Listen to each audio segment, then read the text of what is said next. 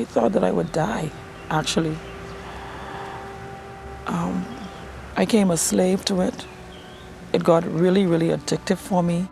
The first time Dinah Knowles tried crack cocaine, she didn't realize that she was about to give her life over to one of the most addictive drugs on the planet. And it's exactly what happened. And after I tried that, oh my God.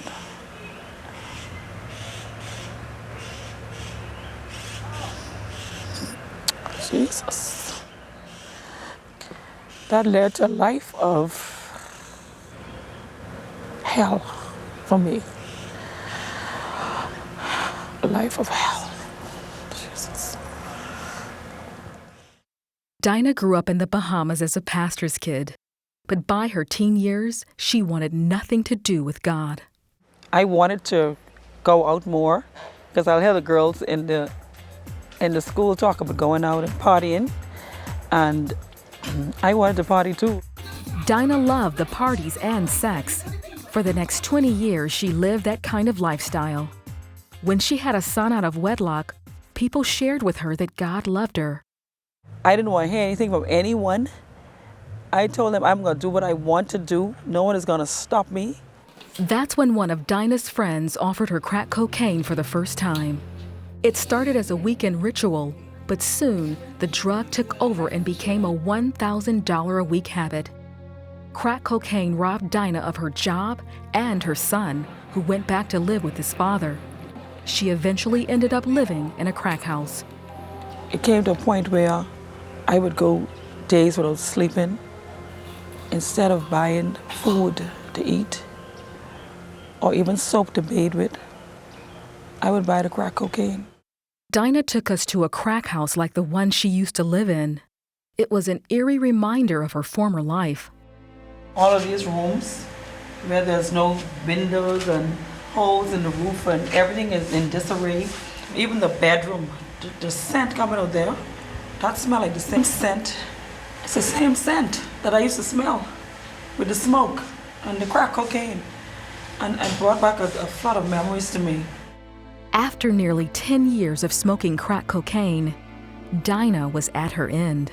And I just wanted to lay down and literally die. I felt ashamed. I felt like I was just nobody. In the middle of her despair, there was a Bible in the crack house. Did you believe that? There was a Bible in there. And I would take the Bible and open it and then look at it and just start to cry. Because to tell you the truth, I felt dirty touching that Bible. But it was like something was drawing me to the Bible, and whatever it felt to, I would just read it. I say, God, you have to deliver me out of this. Dinah kept using drugs and she kept reading the Bible too. A relative took her in, which allowed her to spend time with her son. When she wanted to party, she simply dropped her son off at church. While I'm taking him to church, I'm drinking the beer. I'm smoking my cigarettes. Just finished getting high. I took him to the church because I wanted him out of the way. One day, Dinah decided to go inside the church with her son. On September 15th, 2002, at 10 o'clock a.m. in the morning, I remember it vividly. Prophetess Dinah Knowles was preaching on sin, how God can deliver you, how no matter what you do, Jesus still loves you. And I thought in my mind, I said, you know what? I am going up today to get prayed for. And when she did the altar call, I walked up. And when I walked up, that woman of God laid her hands on me. I got instantly delivered.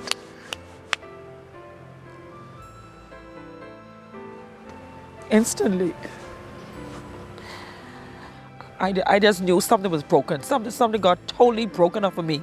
I didn't have any more feeling to smoke cigarettes, to drink, to use crack cocaine, to sniff coke, to smoke marijuana. I talk about the same day. I felt I didn't want any of that anymore. It was instant. Dinah never again returned to the drugs that had once given her a way of escape.